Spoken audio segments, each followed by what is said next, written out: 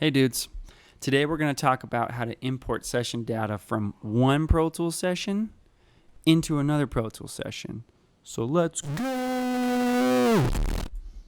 First things first, file, import, session data. So far so good. Now you navigate to a session that you want to import session data from. So let's just import from our background sesh for final mix. Hit open. And now you'll see that these are all of the tracks that were inside of that background sesh for final mix. How awesome. So I can click one at a time. I can shift click for like all of the FX if that's all I wanted. Command A to grab everything. I think in this case, all I don't want is the video track. So I'm just going to import my audio.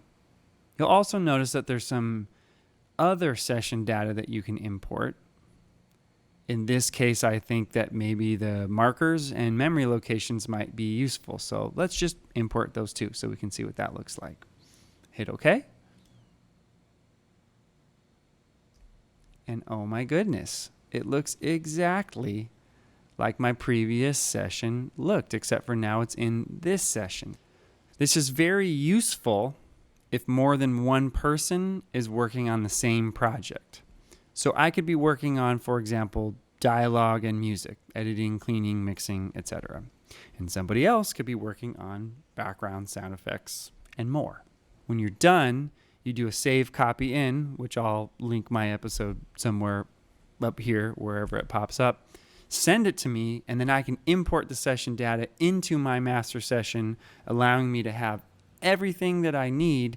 So it's really cool to be able to have multiple sessions of multiple ideas, things you're working on, or just purely from a supervisor point of view, separating the session into you guys do that, I do this, save copy in, import session data, and what's that? Oh, the outro music is coming in, so that must mean we're out of time. I think you guys get it. Hopefully you enjoyed this, you learned something from it, and use it whenever you need it. It's a great tool. Peace.